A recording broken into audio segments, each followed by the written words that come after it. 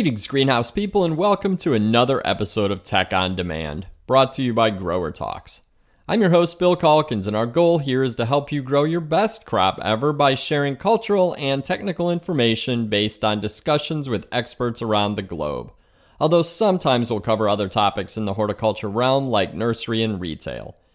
This time we're joined by Dr. Aaron Palmateer, who's been a guest before talking about topics ranging from insects and diseases specific to poinsettia production to an overview of foliar diseases and control strategies.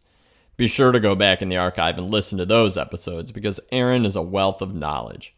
He's Senior Technical Service Representative with Bayer Ornamentals and brings extensive experience solving problems and providing pest and disease management recommendations for ornamental producers and landscape professionals. He's a former ornamental specialist at the University of Florida and received his doctorate in plant pathology from Auburn University and his master's and bachelor's degrees in plant and soil science from Southern Illinois University at Carbondale. He's definitely got the credentials and greenhouse experience to lead us through this topic. Tech on Demand, Root, Stem, and Crown Rot Diseases of Ornamental Plants.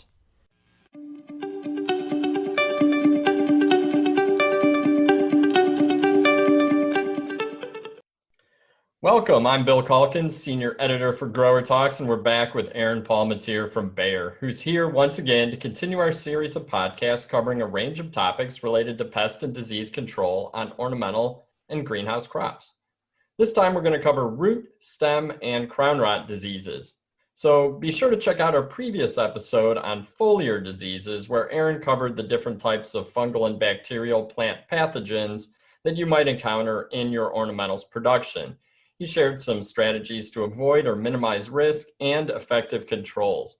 It was definitely a power-packed episode, and if you did miss it, you're definitely going to want to go back and check it out because some of the topics that Aaron's going to cover in this episode he went into a little bit more depth on the previous one. So enough out of me. Aaron, welcome to the podcast. Hey, great to be here, Bill. So let's start with a word that you used when we talked before the show, devastation. It is a scary term and something we want to avoid when talking about our high-value spring crops. So maybe here's a better word, detection. How do these two words relate? Yeah, great question, and I do recall mentioning devastation, and I just want to revisit the previous podcast where I talked about leaf spot pathogens and how important they are from reducing the aesthetic quality of the plant. And that's, and that's important because ornamentals, it's all about quality. But when it comes to root, stem, crown rot diseases, devastation comes into play because these can result in fatalities. You can lose plants. In some cases, some diseases are much more fast acting than others. And when you talk about detection, that's really important because the earlier you detect one of these pathogens or the symptoms that they cause, you're going to be much better off because unfortunately these what I call soil-borne type pathogens, they're colonizing in most cases the hidden half of the plant, and so it can be much more difficult to spot these types of diseases. And then what often happens when you see the symptoms, it can be too late. And that's where devastation comes into play because if you have full-on symptom expression, when I say full-on symptom expression, it may be, you may see wilting, you may see general chlorosis or yellowing, stunting, and oftentimes as the plants get to that point, you may not be able to turn it around, and they can end up in the garbage, and that's where again devastation comes into play. That makes sense that the problems occurring below the soil are going to be clearly tougher to spot. And thanks for giving a couple of the visual signs to look for. I know that we'll get into a little bit more on that later. So hopefully we haven't scared too many listeners. Devastation is a scary thought when it comes to your crops. Detection is going to be critical, especially when you're talking about the below the soil issues. So hopefully we have everyone's attention, because the root, stem, and crown rot diseases are definitely serious business. Can you give us an overview of these issues to set the stage for the rest of our chat? Yeah, sure. And so you have root rot pathogens.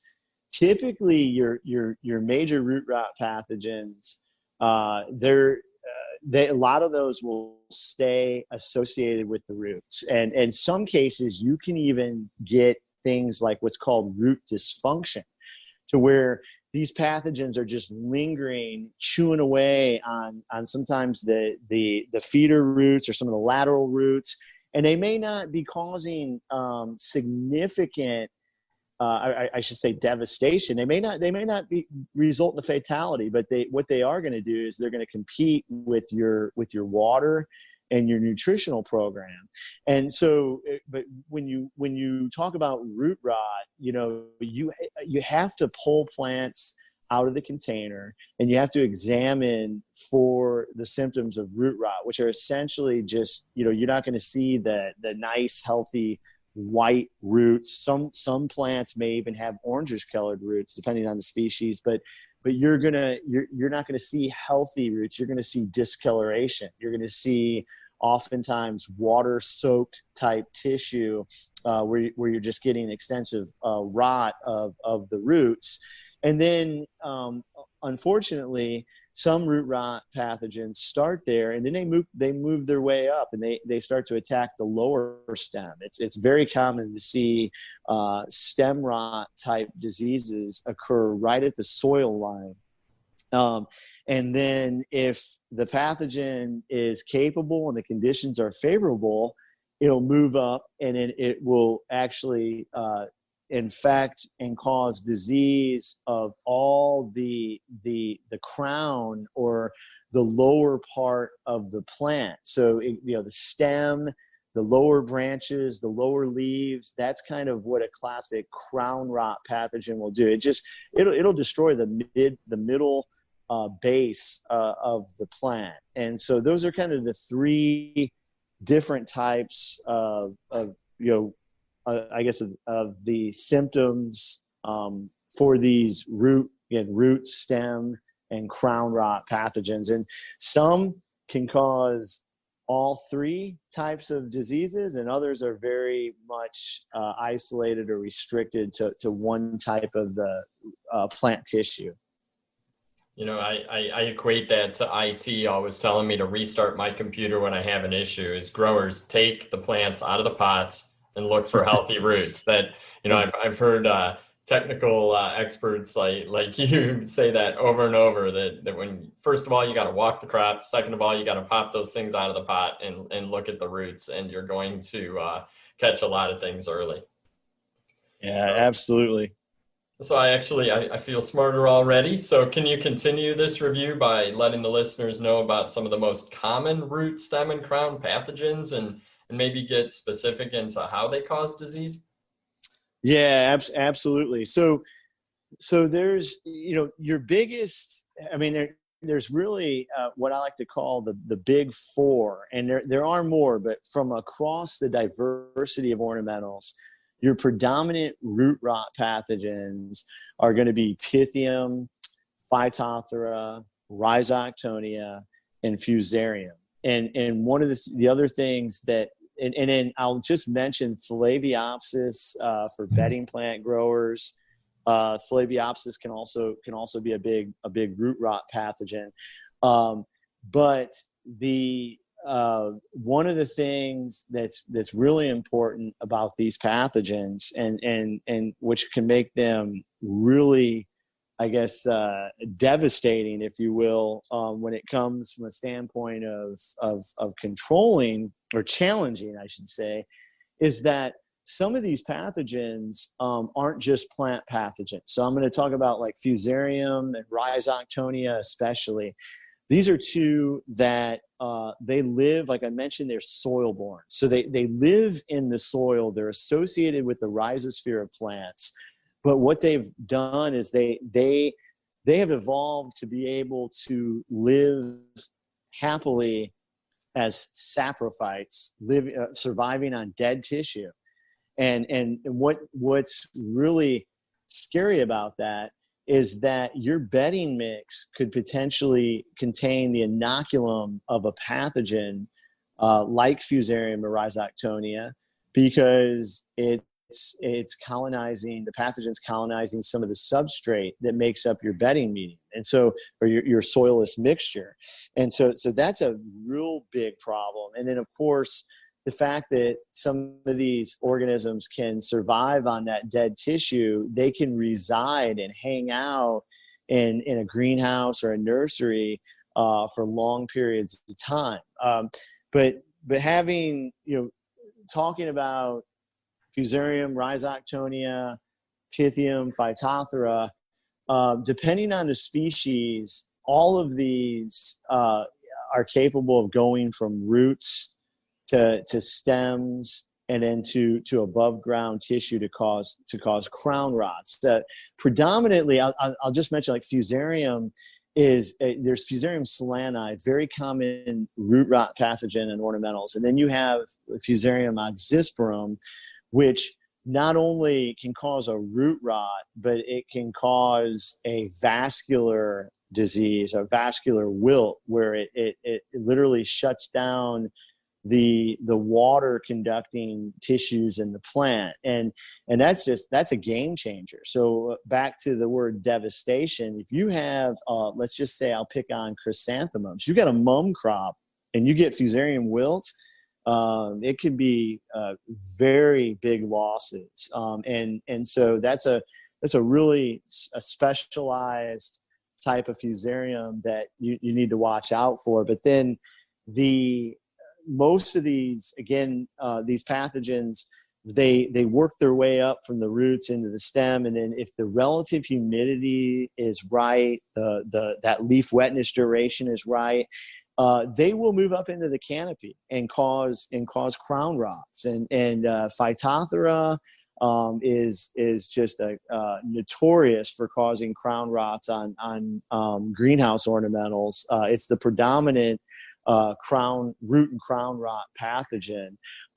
But when you look at the symptoms of one crown rot from another, it can be very difficult to distinguish, which pathogen is causing that disease. But the key is, you have to examine the roots. You always want to try to look at the lower stem as well for any indication of lesions, cankers, rots. A canker is just nothing more than like in some cases it can just kind of be like a split open crevice. In other cases, some cankers actually exude, or they call them bleeding cankers, where you actually see plant sap or substrate coming out of the lesion.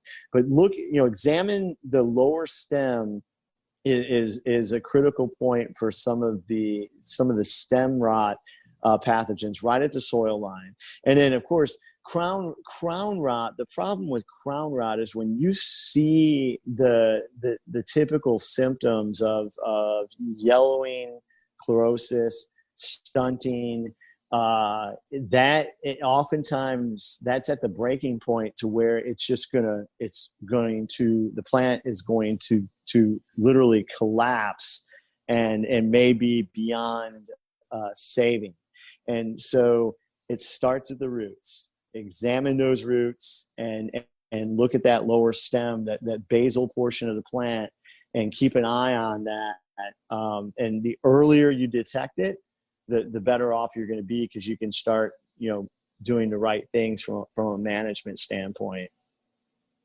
Okay, and I'm starting to think we need to hold this episode and release it on Halloween, because saprophytes, bleeding lesions, cankers. I mean, this sounds like a classic horror story. But you've talked in the past about the importance of diagnostics. Is when you talk about these big four and then add in the Phalaenopsis, are these pathogens that can be identified by a diagnostics lab? Is this something that growers need to think about sending in to get identified very specifically?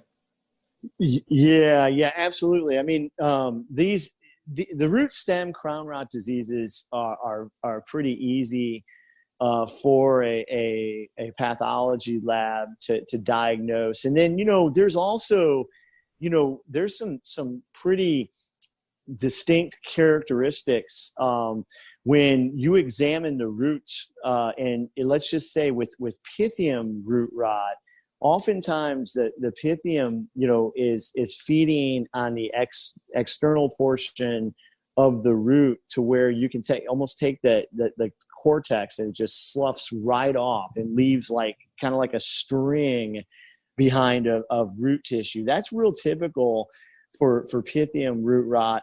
And then with Phalaenopsis, Phalaenopsis is called Blackroot rot for a reason. And oftentimes you see just jet black lesions on the affected root tissue. And again, now these are, if you're, I'll just pick on pansies are a magnet for Phalaenopsis. If you're a pansy grower and you're getting black root rot, like distinct, jet black type lesions on the roots, it's very likely you're dealing with Phalaenopsis. And most pansy growers are probably familiar with that disease, but it doesn't hurt to take a sample in, and that way they can isolate and prove that, yeah, this is what's causing these symptoms. And then one thing I'll mention with Rhizoctonia, it typically causes lesions at the soil line. So you often may even see girdling of stems. And then one thing about Rhizoc that's different from the other pathogens is that you're not going to see spores forming. You're going to see just the thick web-like mycelium of the fungus. So you can, with the naked eye, you can actually see, a lot of different molds you can see when they start sporulating heavily, but you'll see these strands of mycelium that's often white to brown in color, caused by Rhizoctonia. And again, it likes to target that lower stem at the base of the soil line. And then Phytophthora and Pythium, aerial Pythium, or Pythium that goes up in the foliage, can do the same. But a lot of times with Phytophthora, it's very fast acting. So if you get an outbreak of Phytophthora under favorable conditions, you can get plants that will get wiped out over a weekend. And often the foliage turns brown to black, and it becomes just macerated. So it's often, early on, it just looks like brown, water-soaked tissue, and then eventually it just, the whole crown of the plant will collapse. And again, that is one that, if the inoculum's there, very fast-acting pathogen. And so among these root, stem, and crown rot diseases, you get variations on the theme. You have some that I call the hidden hunger, where they're just associated with the roots, like a lot of Pythium species, some Fusarium species.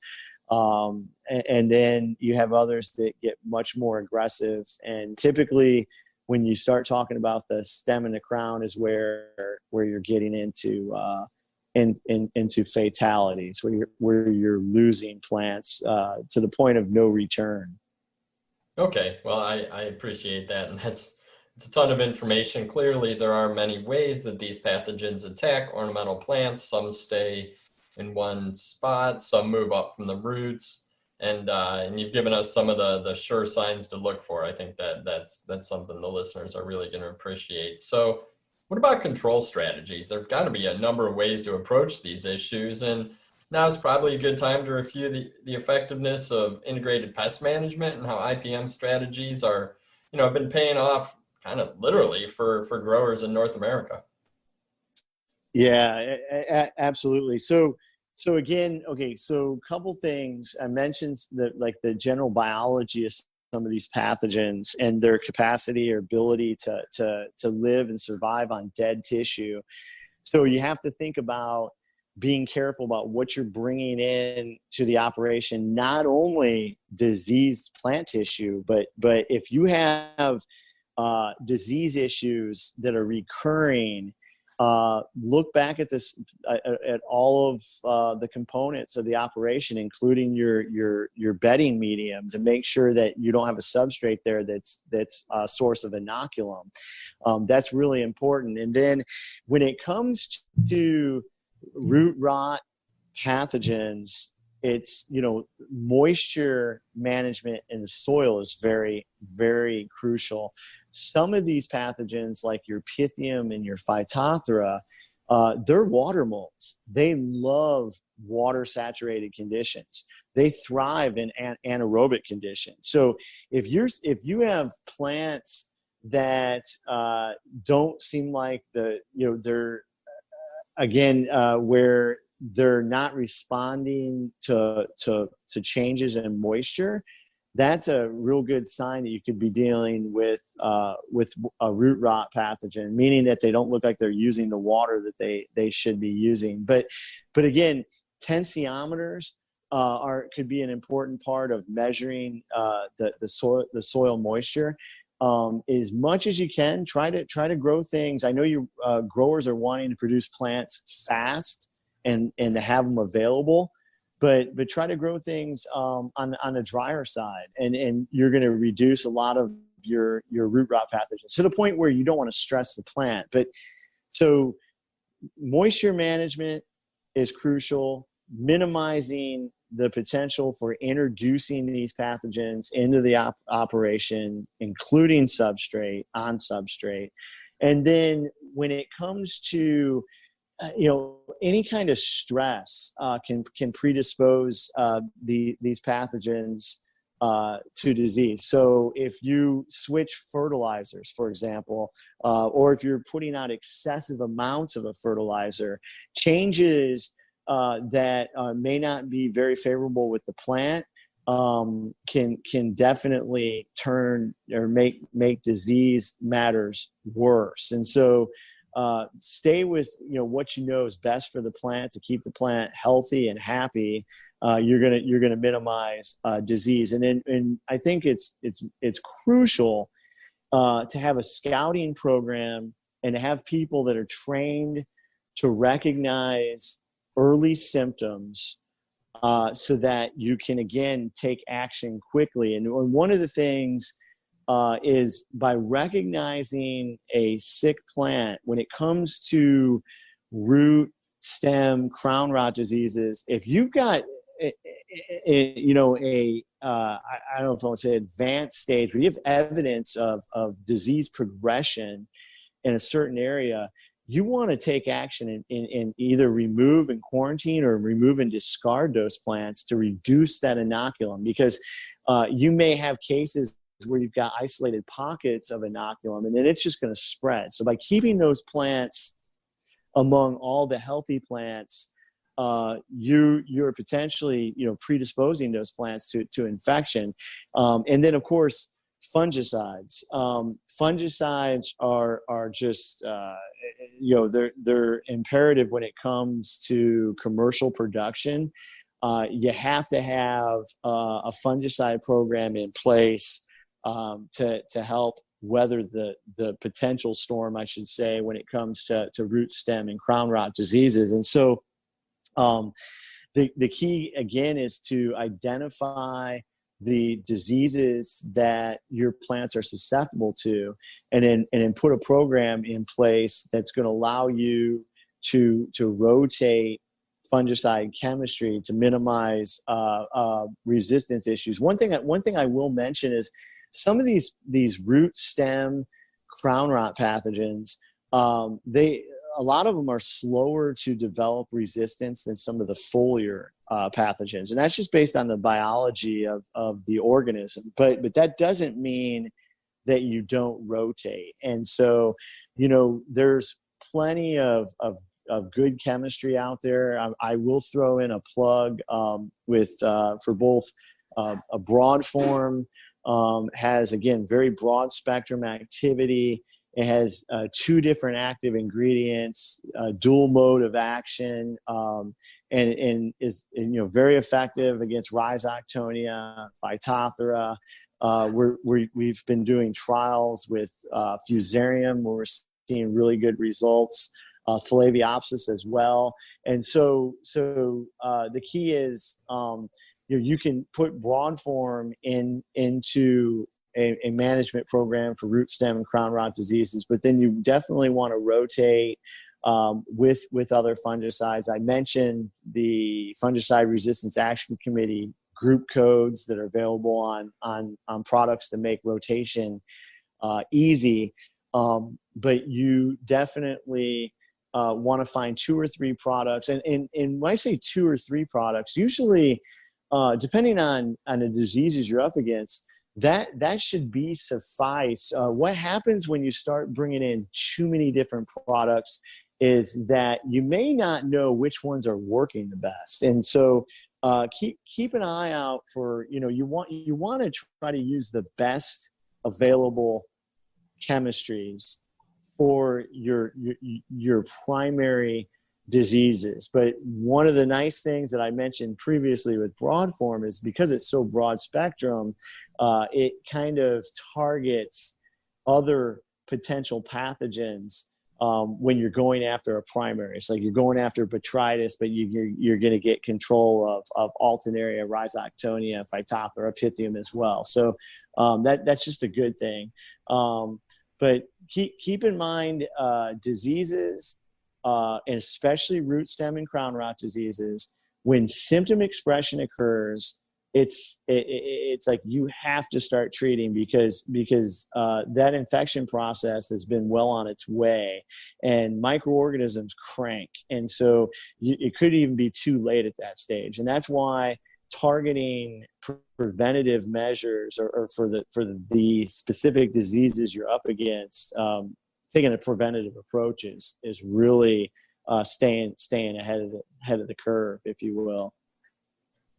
That's great. And some of the things that you mentioned are, going back to the basics, bring in clean plants, but remember that you also need clean media, managing the soil moisture, reducing the overall stress of the plant, training your growers for scouting, and then, of course, the importance of rotating chemistries. And I do like how you said to, don't go too crazy with the different chemicals that you're using.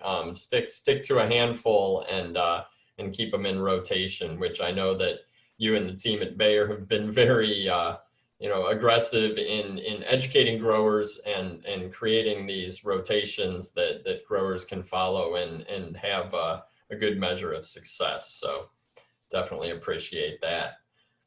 I think that kind of like our last few podcasts, you're so knowledgeable about this information. Your background and your current work with Bayer really make you a really fantastic resource for growers, and it is fun to talk about these topics. And I think it's safe to say that not only do I appreciate your time, but from the podcast download numbers, our listeners really appreciate this information too. So do you have anything to add before we wrap this one up? Bill, I'd just like to say I'm happy to help. I guess I could be considered a little bit different or weird for my passion for plant pathology and death and dying, but it's great to work with growers and horticulturists when they come up with challenges from a pest or disease standpoint, and happy to do it, happy to be here, and look forward to the next time. Excellent.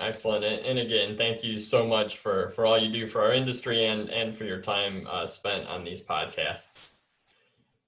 So until next time, I'm Bill Calkins with GrowerTalks, and on behalf of Aaron Palmateer at Bayer, we want to wish you best of luck avoiding and managing any root, stem, and crown rot issues that you may encounter now and in the future, and avoiding devastation by paying close attention to detection and some of the protocols that we've just shared. So have a fantastic season, and have a great spring next year when you start to put some of these this information into action.